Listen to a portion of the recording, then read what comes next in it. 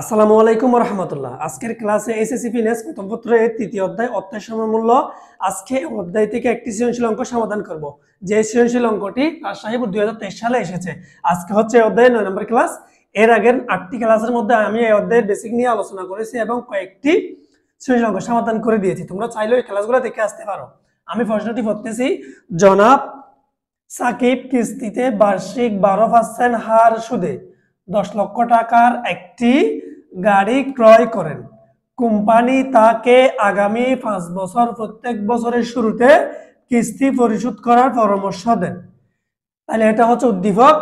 ক আর ক প্রশ্ন যেহেতু মুখস্থ করতে হবে অর্থাৎ রেডি, সেহেতু আমি এটা লিখলাম না, আমি গ আর গ অর্থাৎ গ আর গ দুটো হচ্ছে অঙ্ক, যেহেতু অঙ্ক করতে হবে তাই আমি প্রশ্ন দুটি সমাধান করব। সাকিব সাহেবের কিস্তির পরিমাণ নির্ণয় করো। যেহেতু সে 10 লক্ষ টাকা দিয়ে একটা গাড়ি কিনেছি, 5 বছর কিস্তি দিতে হবে, বছরের শুরুতে কিস্তি দিতে হবে, তাহলে কত টাকা কিস্তি দিতে হবে কিস্তির পরিমাণ বের করতে বলছে। তাই যেহেতু একটা গাড়ি কিনেছে, মানে কিনে ফেলছে গাড়িটা 10 লক্ষ টাকা দিয়ে, তার মানে বর্তমান মূল্য। আমরা জানি কিস্তির দুইটা সূত্র, একটা হচ্ছে বর্তমান মূল্য, একটা হচ্ছে ভবিষ্যৎ মূল্য। বর্তমান মূল্যেরও দুইটা সূত্র, ভবিষ্যৎ মূল্যেরও দুইটা সূত্র। বর্তমান মূল্য শুরুতে বললে একটা সূত্র, শেষে বললে একটা সূত্র। ভবিষ্যৎ মূল্য শুরুতে একটা বললে শেষে বললে আরেকটা সূত্র। যেহেতু শুরুতে বলছে তাহলে আমরা যে সূত্রটা লিখবো, প্রথমে আমি লিখে নিই এখানে গ নম্বর। এখানে বর্তমান মূল্য আমরা লিখতে পারি কি বর্তমান মূল্য, কিস্তির বর্তমান মূল্য, কিস্তির বর্তমান মূল্য ফি বি এ মানে হচ্ছে অ্যানুইটি, তাহলে হচ্ছে কি 10 লক্ষ টাকা। সময় এন সমান 5 বছর।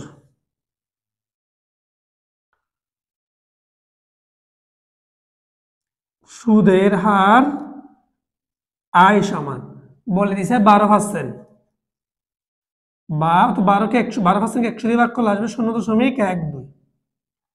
আমরা জানি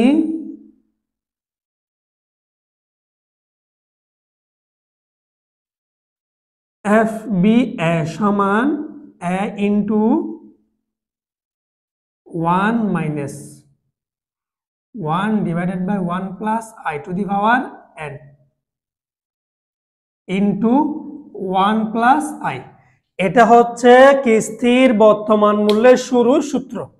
কিস্তির বর্তমান মূল্য P V A equal A into 1 minus 1 divided by 1 plus I to the power N divided by I. এখন আমি মানগুলো বসাবো,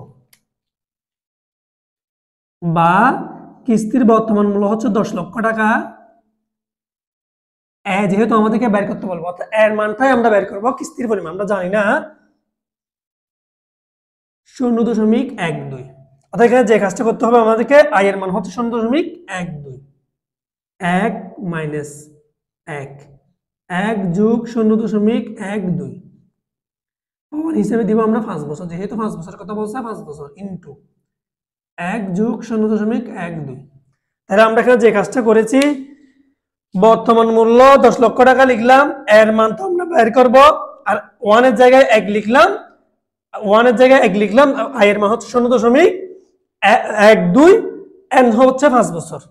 লেখার পর বাকি অঙ্কটা আমি এদিকে করতেছি, যেহেতু আমার জায়গা শর্ট, বা তাহলে 10 লক্ষটা আমরা লিখে নিব সমান এ ইন্টু, তাহলে এখানে আমরা প্রথমে যে কাজটা করবো, নিচে আছে 0.12। এখন এরপর যে কাজটা করবো, প্রথমে 1 যোগ 0.12 যোগ করব, যোগ করার পর এটার উপর পাওয়ার দিব 5, 5 এর উপর যেটা পাবো সেটাকে ওই সংখ্যা টাকা দিয়ে 1 কে ভাগ করব, ভাগ করার পর যে ভাগফলটা পাবো ওইটা 1 থেকে ওইটা আমরা বিয়োগ করবো। এই ক্যালকুলেশনটা আমরা একটু করব, করে আমি একসাথে উপরে বসিয়ে দিব। তোমরা চাইলে একটা অংশটা করতে পারো, তাইলে এক্ষেত্রে অঙ্কটা বড় হয়। 1 যোগ 0.12, এটার উপর আমরা পাওয়ার দিব 5, যেটা আছে ওইটাকে আমরা 1 ভাগ ওই আনসারটা দিয়ে ভাগ দিব, এখান থেকে আমরা 1 থেকে ওটা বিয়োগ করব, তাহলে আসছে হচ্ছে 0.12 4 3 2 5 7, 4 3 2 5 7, 3 1 4 4 গুণ, তাহলে এখন আমরা যে ঘাতটা করতে পারি, দেখো একের সাথে যদি আমরা 0.12 যোগ করি তাহলে হয় কি 1.12 বা 10 লক্ষ টাকা সমান ইন্টু। এখন আমরা যে কাজটা করব, উপরে আমরা যেটা পাইছি 0.432573144 ওটাকে ভাগ করব, ভাগ 0.12 3.60 3.60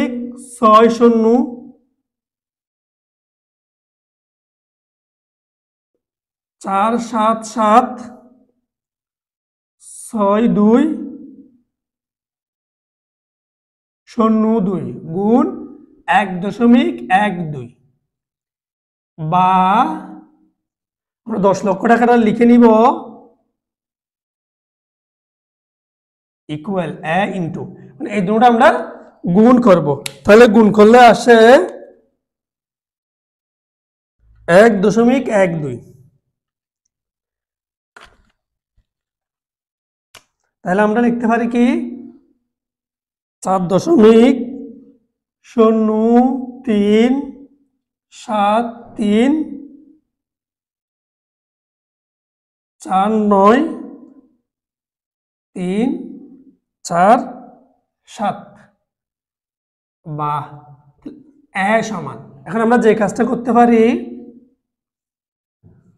10 লক্ষ টাকাটা উপরে লিখব, নিচে লিখব 4.03734937।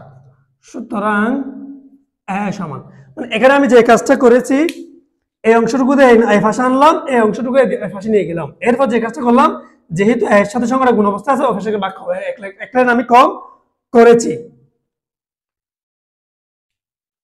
10 লক্ষ ভাগ আনসার, তাহলে আসা হচ্ছে 2,47,600, 2,47,687.2607। তার মানে আমরা সাকিব সাহেবের কিস্তির পরিমাণ বের করলাম, তাহলে কিস্তির পরিমাণ হচ্ছে 2,47,687.2607 টাকা। এটা হচ্ছে কি কিস্তি দিতে হবে। তাহলে এখন আমরা নিচে লিখতে পারি, সুতরাং সাকিব সাহেবের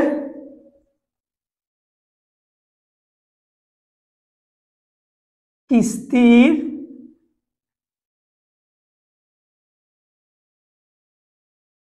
পরিমাণ 2,47,687.2607 টাকা। এটাই হচ্ছে সাকিব সাহেবের কিস্তির পরিমাণ। আশা করি সম্পূর্ণ অঙ্কটি তোমরা বুঝতে পেরেছো। কোনো একটি অঙ্ক লাইন যদি না বুঝো অবশ্যই আমাকে কমেন্ট বক্সে কমেন্ট করে জানাবে। এখন আমাদেরকে যে গ নম্বর প্রশ্ন যেটা বলছে, সাকিব সাহেবের প্রত্যেক বছরের শেষে কিস্তি পরিশোধ করবে, কিস্তির পরিমাণে কি পরিবর্তন ঘটবে।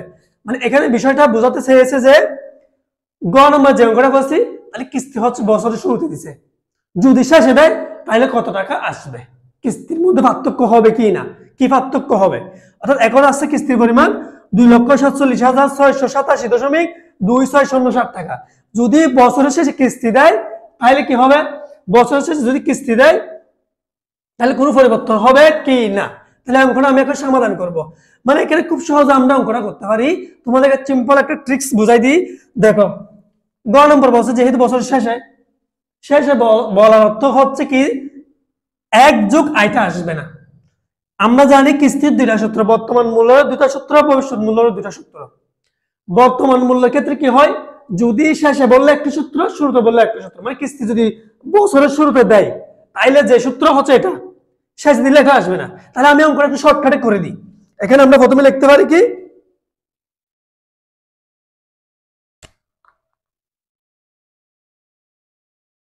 গ নম্বর, এখানে কিস্তির বর্তমান মূল্য ফি বি সমান এত টাকা সময়ে যেমন সুদের হার দিকে, আমরা জানি ফি বি এ দিয়ে তোমরা এই অংশটুকু মুছে দিবা, এটা লাগবে না, যেহেতু বছরের শেষে বলছে তারপর আমরা সূত্রটা লিখে ফেললাম। এখানেও সেম কাজ, এই অংশটুকু হবে না, যেহেতু আমরা এদিকে এক যোগ আইটা নাই, এতটুকু মুছে দিলাম। মুছে দেওয়ার পর এখন যে কাজটা করব আমরা, এটা আমাদের আর গুণ করার দরকার নেই, অর্থাৎ একটা লাইন আমাদের এখান থেকে আমি বাকিটা করতেছি।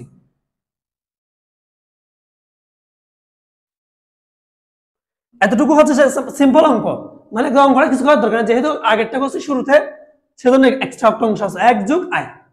এখন তো আমরা এই শেষে করতেছি, তাহলে সূত্রটা আসবে না, তাহলে এখানে লিখতে পারি বা আয় সমান দিয়ে উপরে লিখবা 10 লক্ষ, নিচে লিখবো 3.776202 এই টাকাটা আসছে। সুতরাং আয় সমান আমরা একটু ভাগ করে দেখবো, তাহলে হয় 10 লক্ষ ভাগ 3.776202, তাহলে 2,77,409.732 টাকা। যদি বছরের শেষে কিস্তি দেয় তাহলে আসে 2,77,409.732 টাকা। এখন আমাদের কি পরিবর্তন ঘটবে, তাহলে এর আগে আমরা গ নাম্বারে যখন কিস্তি শুরু দিয়েছি কত টাকা আসবে এটা লিখবো, এরপর হচ্ছে কি এখানে বছরের শেষে দিলে কত টাকা আসবে, তাহলে আমরা এখানে একটা লাইন লিখতে পারি,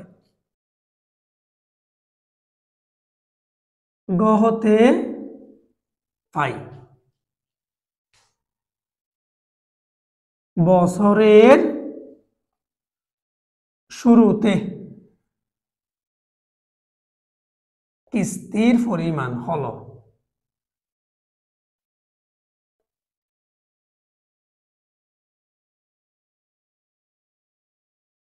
2,47,687.26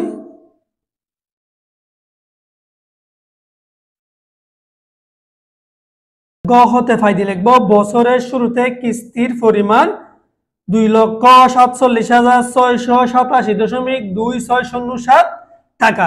এটা হচ্ছে গ নম্বরে আমরা পেয়েছি। আর গ নম্বর বছরের শেষে কিস্তির পরিমাণ কত, 2,77,409.732 টাকা। তাহলে আমরা এ পাশে লিখতেছি আমি, যেহেতু আমার জায়গা শর্ট, তোমরা অবশ্যই নিচে নিচে লিখবা।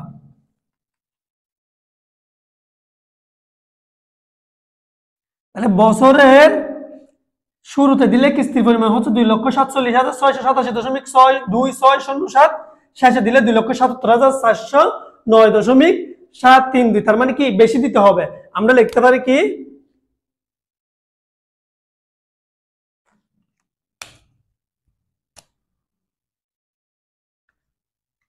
সাকিব সাহেব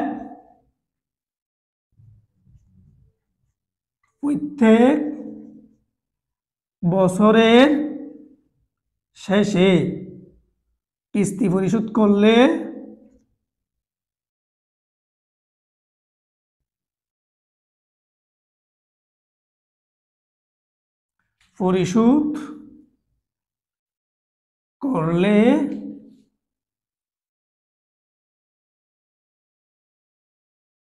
কিস্তি বেশি দিতে হবে, তাই বিয়োগ করব, তাহলে 2,77,409.732 বিয়োগ 2,47,687.2607 টাকা।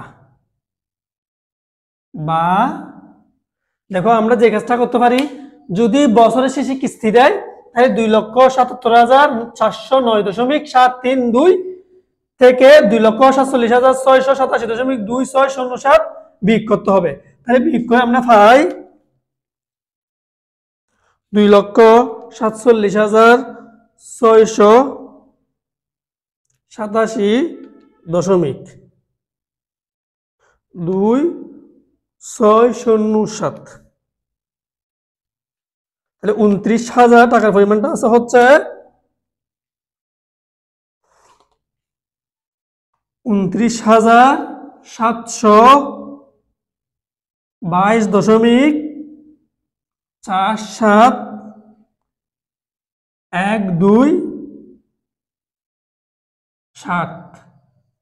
টাকা। তাহলে আমরা যেটা লিখতে পারি, সাকিব সাহেব প্রত্যেক বছরের শেষে কিস্তি পরিশোধ করলে কিস্তি বেশি দিতে হবে 2,77,409.732 থেকে 2,47,687.2607 বিয়োগ করার পর আমরা পাবো 29,722.47,129 টাকা। এটা হচ্ছে বাজবে, আমাদেরকে এই পরিবর্তনটা হবে দেখাতে হবে। আশা করি সম্পূর্ণ অঙ্কটি বুঝতে পেরেছ। কোনো প্রশ্ন থাকলে অঙ্কটির মধ্যে কোনো একটা অংশ না বুঝলে অবশ্যই কমেন্ট বক্সে কমেন্ট করে জানাবা। আর তোমাদের যদি আমার ক্লাসগুলো ভালো লাগে অবশ্যই কমেন্ট বক্সে কমেন্ট করে জানাবা। পরবর্তী ক্লাসে আমি আরেকটি সৃজনশীল অঙ্কের সমাধান করে দেবো। ততক্ষণ ধন্যবাদ, থাকবে, সুস্থ থাকবে। আল্লাহ হাফেজ, আসসালামু আলাইকুম।